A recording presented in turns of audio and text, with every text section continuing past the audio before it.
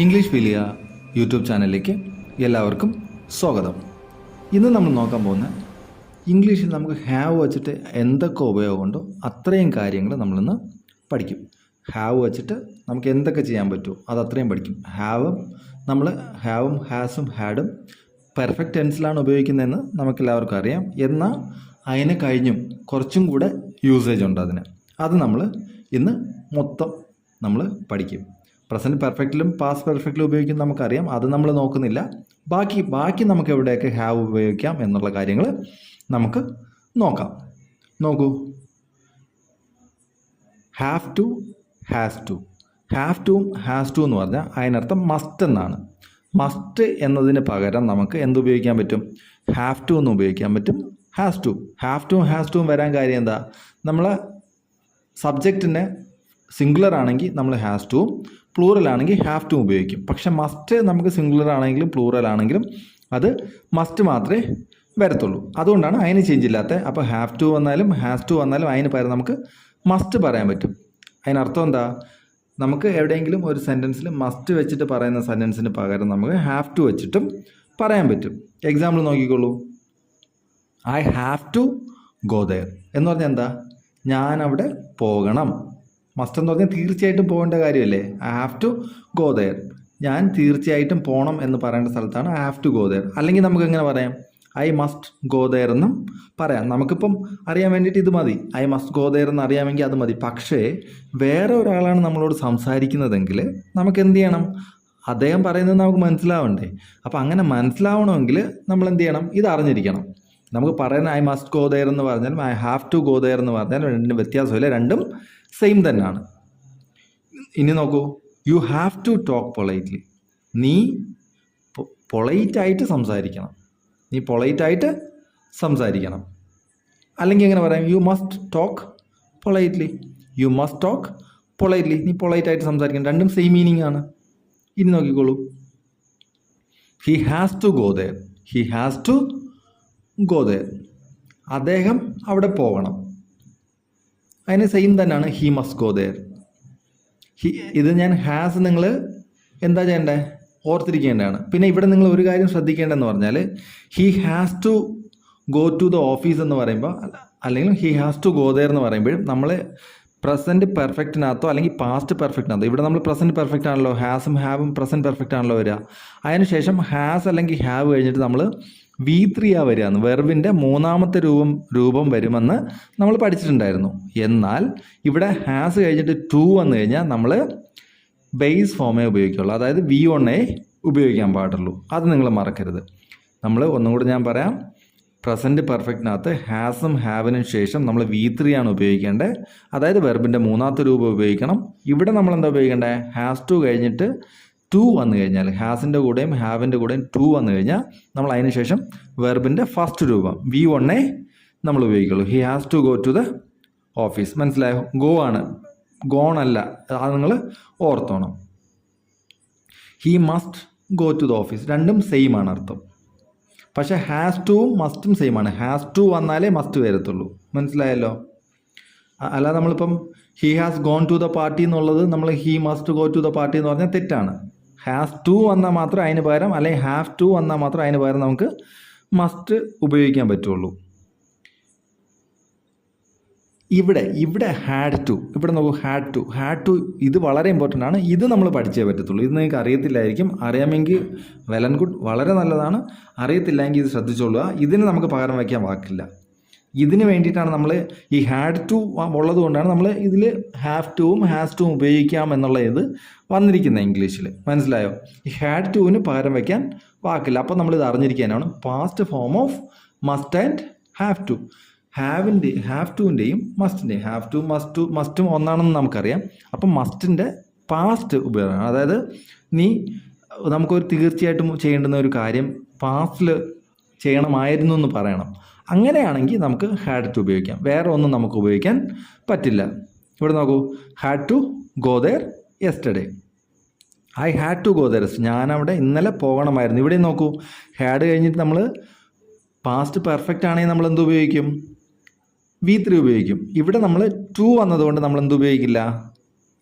V3 ഉപയോഗിക്കില്ല, V1 ഉപയോഗിക്കത്തുള്ളൂ. അത് നിങ്ങൾ ഓർത്തിരിക്കണം. He had to go to the office yesterday. അവൻ ഇന്നലെ ഓഫീസിൽ പോകണമായിരുന്നു. അതാണ് അതിനർത്ഥം. You had to talk politely. നീ പൊളൈറ്റായിട്ട് സംസാരിക്കണമായിരുന്നു. നീ പൊളൈറ്റായിട്ട് സംസാരിക്കണമായിരുന്നു. Have to have. ഇനി നോക്കിക്കോളൂ, ഹാവ് ടു ഹാവ് എന്ന് പറഞ്ഞാൽ ഹാവ് ടുവിൻ്റെ അർത്ഥം എന്താ? മസ്റ്റ്. എന്നിട്ട് ഹാവ് കൊടുത്താൽ പോലും മസ്റ്റ് ഹാവ് എന്ന് പറഞ്ഞാലും ഹാവ് ടു ഹാവ് എന്ന് പറഞ്ഞാലും സെയിം ആണ്. ഇവിടെ എന്താ? വേണം എന്നുള്ളൊരർത്ഥമാണ് ഇവിടെ വരിക. I have to have a car. എനിക്കൊരു കാർ വേണം. I have to have a car. You have to have a car. He has to have a car. എനിക്കൊരു കാർ വേണം. ഇവിടെ നമുക്ക് പകരം എന്ത് വേണമെങ്കിലും വെക്കാം. I must have a car എന്ന് വേണമെങ്കിലും പറയാം. You must have a car എന്ന് വേണമെങ്കിലും പറയാം. He must have a car എന്നും പറയാം. ഇവിടെ മാറ്റി നമുക്ക് ഉപയോഗിക്കാൻ പറ്റുന്നതാണ്. മനസ്സിലായല്ലോ?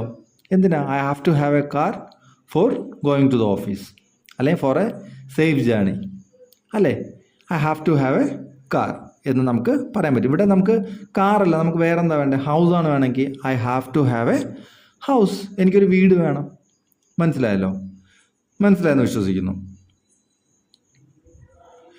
ഇനി ഇവിടെ ശ്രദ്ധിക്കണം, ഇവിടെ ഹാഡ് ടു ഹാവ് ഇവിടെ പകരം വയ്ക്കാൻ നമുക്ക് പറ്റില്ല. പക്ഷേ പാസ്റ്റ് ഫോമാണ്. മസ്റ്റ് ഹാവിൻ്റെ പാസ്റ്റ് ഫോമാണ്. Have to have must have നമുക്ക് ഒന്നാണെന്ന് അറിയാം. അപ്പോൾ അതിന് പകരം നമുക്ക് ഹാഡ് ടു ഹാവ് ഉപയോഗിക്കാൻ പറ്റും. മനസ്സിലാവുന്നു വിചാരിക്കുന്നു. ഹാഡ് ടു ഹാവ് ഇവിടെ നമ്മൾ ആ ഹാഡ് ടുവിനും ഈ ഹാഡ് ടു ഹാവിനും വേണ്ടിയിട്ടാണ് ഇത്രയും നമ്മൾ പഠിക്കുന്നത്. പിന്നെ വേറെ കാര്യം നമ്മളെന്ന് പറഞ്ഞാൽ വേറെ ആൾ നമുക്ക് വേണ്ടി മാത്രമല്ലല്ലോ പഠിക്കുന്നത്, വേറെ ആൾ സംസാരിക്കുന്ന നമുക്ക് മനസ്സിലാവണ്ടേ. അതേപ്പം ഹാഡ് ടു ആണ് ഉപയോഗിക്കുന്നത് അല്ലെങ്കിൽ ഹാവ് ടു ആണ് ഉപയോഗിക്കുന്നത് നമുക്ക് മനസ്സിലാവണ്ടേ എന്താ അവർ ഉദ്ദേശിക്കുന്നതെന്ന്. അപ്പോൾ അതിന് വേണ്ടിയിട്ട് അറിഞ്ഞിരിക്കണം. ബാക്കി സംസാരിക്കുമ്പോൾ നിങ്ങൾക്ക് മസ്റ്റ് പറഞ്ഞാലും ഹാവ് ടു പറഞ്ഞാലും കറക്റ്റാണ്, മസ്റ്റ് ഹാവ് പറഞ്ഞാലും ഹാവ് ടു ഹാവ് പറഞ്ഞാലും കറക്റ്റാണ്. പക്ഷേ ഹാഡ് ടു ഹാവ് പറയുമ്പം അതിൻ്റെ പാസ്റ്റ് രൂപമാവും. I had to have a car. അതിനർത്ഥം എന്താ? എനിക്കൊരു കാർ വേണമായിരുന്നു, അല്ലേ? എനിക്കൊരു കാർ വേണമായിരുന്നു. You had to have a car. നിനക്കൊരു കാർ വേണമായിരുന്നു. You had to have a car for going to office. He had to have a car. അദ്ദേഹത്തിനൊരു കാറ് വേണമായിരുന്നു. മനസ്സിലാവുന്നു എന്ന് ഞാൻ വിശ്വസിക്കുന്നു. ഇനി ഇത് വളരെ ഇമ്പോർട്ടൻ്റ് ആണ്. Would have. വുഡ് ഹാവ് നമ്മൾ അധികം സംസാരിക്കുമ്പോൾ ഉപയോഗിക്കുന്നതാണ്. ഞാൻ പറഞ്ഞുതരാം. I would have failed without your help. നിങ്ങളുടെ സഹായം ഇല്ലായിരുന്നെങ്കിൽ ഞാൻ ഫെയിലാകുമായിരുന്നു. ഇതിനർത്ഥം എന്താ? ഞാനിപ്പോൾ പാസ്സായി. എന്തുകൊണ്ടാണ്? നിങ്ങൾ ഹെൽപ്പ് ചെയ്തുകൊണ്ട് ഞാൻ പാസ്സായി. അല്ലെങ്കിലോ നിങ്ങൾ ഹെൽപ്പ് ചെയ്തില്ലായിരുന്നു ഞാൻ ഫെയിലായേനെ എന്ന് പറയാൻ വേണ്ടിയിട്ടാണ് നമ്മൾ പറയുന്നത്. I would have failed without your help. നിങ്ങളുടെ ഹെൽപ്പ് ഇല്ലായിരുന്നെങ്കിൽ ഞാൻ എന്ത് ചെയ്തേനെ? ഫെയിലായി പോയേനെ. ഇതിനർത്ഥം എന്താ? നിങ്ങളുടെ ഹെൽപ്പ് ഉള്ളതുകൊണ്ട് ഞാൻ പാസ്സായി എന്നാണ് അർത്ഥം. നിങ്ങളുടെ ഹെൽപ്പ് ഇല്ലായിരുന്നു ഞാൻ ഫെയിലായേനെ. ഇതിനർത്ഥം എന്താ? നിങ്ങളുടെ ഹെൽപ്പ് ഉള്ളതുകൊണ്ട് ഞാൻ പാസ്സായി എന്നാണ് ഇതിനർത്ഥം. ഇതിൻ്റെ അർത്ഥം നിങ്ങൾ ശ്രദ്ധിച്ചോണം. ഈ കാര്യം പറയുമ്പോൾ ഇതിൻ്റെ അർത്ഥം നിങ്ങൾ ശ്രദ്ധിച്ചോണം. If you had studied hard you would have passed the examination. If you had studied hard you would have passed the examination. നീ നല്ലോണം പഠിച്ചിട്ടുണ്ടായിരുന്നെങ്കിൽ എന്ത് ചെയ്യുമായിരുന്നു? നീ എക്സാമിന് പാസ്സാവുമായിരുന്നു.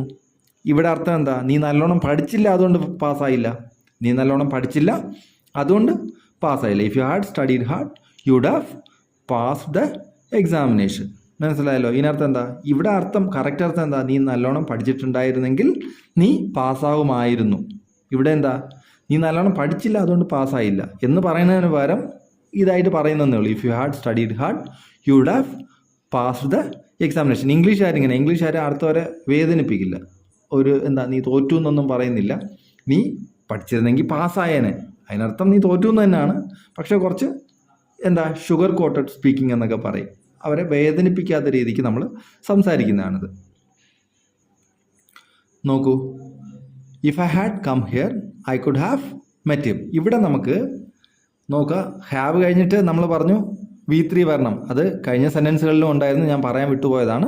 ഇവിടെ നോക്കൂ, ഹാവ് കഴിഞ്ഞിട്ട് ടു വന്നില്ലെങ്കിൽ നമ്മൾ V3 തന്നെ ഉപയോഗിക്കണം. എവിടെ ഹാവ് വന്നാലും അവിടെ ഹാവ് കഴിഞ്ഞിട്ട് ടു ഇല്ലെങ്കിൽ V3 തന്നെ ഉപയോഗിക്കണം. മനസ്സിലായല്ലോ? If I had come here I could have met him. ഞാനിവിടെ വന്നിരുന്നെങ്കിൽ എനിക്ക് അവനെ കാണാൻ സാധിക്കുമായിരുന്നു. കാണാൻ സാധിക്കുമായിരുന്നു. ഇപ്പോഴോ എനിക്ക് കാണാൻ സാധിക്കില്ല. ഇവിടെ കുഡ് വന്നാലും കുഡിൻ്റെ കൂടെ നമുക്ക് ഹാവ് ഉപയോഗിക്കാം. നമ്മൾ കുഡാണെങ്കിലും മൈറ്റ് ആണെങ്കിലും വുഡ് ആണെങ്കിലും ഷുഡ് ആണെങ്കിലും എല്ലാത്തിനും നമുക്ക് എന്ത് ഉപയോഗിക്കാൻ പറ്റും? ഷുഡ് കഴിഞ്ഞിട്ട് ഹാവ് ഉപയോഗിക്കാൻ പറ്റും. അതിൻ്റെ അർത്ഥം ഇങ്ങനെയായിരിക്കും: if I had come here, ഞാനിവിടെ വന്നിരുന്നെങ്കിൽ. ഹാഡ് കഴിഞ്ഞിട്ട് കണ്ടോ, കം ആണ്. കം എന്ന് പറഞ്ഞാൽ കം, കെയിം, കം. V3യും കം തന്നെയാണ്, അതുകൊണ്ടാണ് അവിടെ കം വന്നേക്കുന്നത്.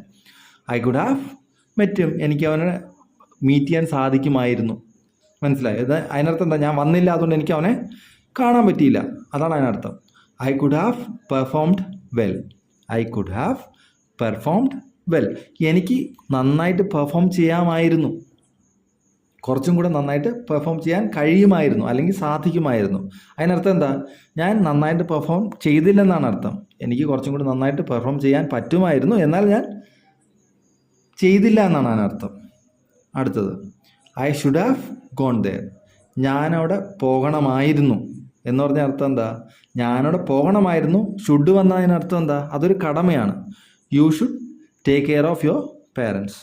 നിങ്ങൾ നിങ്ങളുടെ പേരൻസിനെ ടേക്ക് കെയർ ചെയ്യണം, അല്ലേ?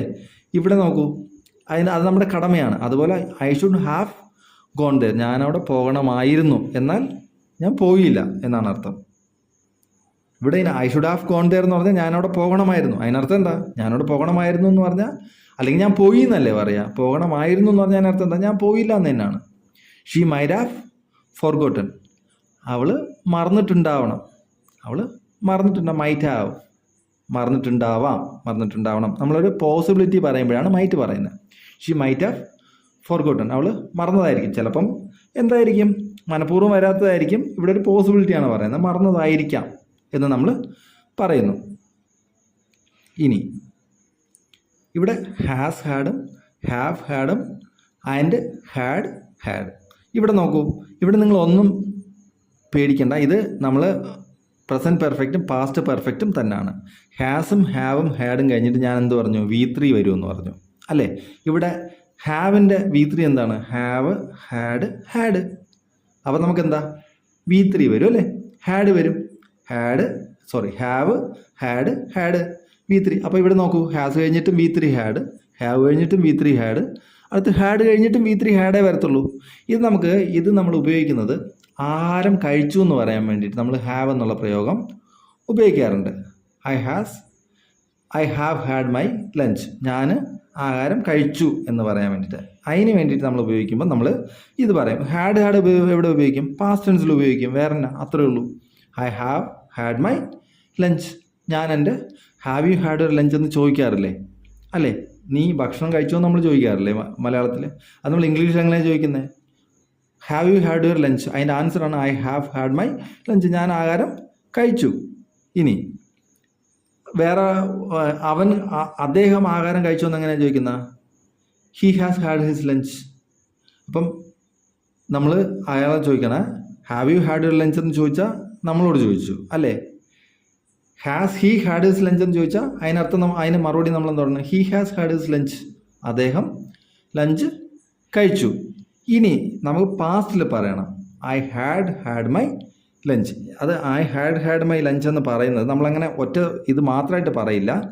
നമ്മൾ പറയുമ്പോൾ before I came here I had my lunch, ഞാനിവിടെ വരുന്നതിന് മുമ്പേ ഞാൻ എൻ്റെ ലഞ്ച് കഴിച്ചു.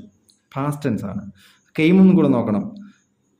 ബിഫോർ ഐ കെയിം ഹിയർ, ഞാനിവിടെ വരുന്നതിന് മുമ്പ്, പാസ്റ്റ് ടെൻസ് ആണ്. രണ്ടും പാസ്റ്റ് ടെൻസ് വരണം.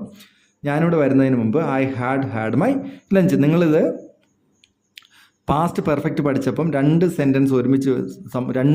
ആക്ഷൻസ് ഒരുമിച്ച് നടക്കുവാണെങ്കിൽ അതിനകത്ത് ഫസ്റ്റ് ആക്ഷൻ പാസ്റ്റ് പെർഫെക്റ്റിലും രണ്ടാമത്തെ ആക്ഷൻ എന്തിലും വരും? സിമ്പിൾ പാസ്റ്റിലും വരും എന്ന് പറയാം. അതാണ് ഞാനിവിടെ പറഞ്ഞത്. Before I came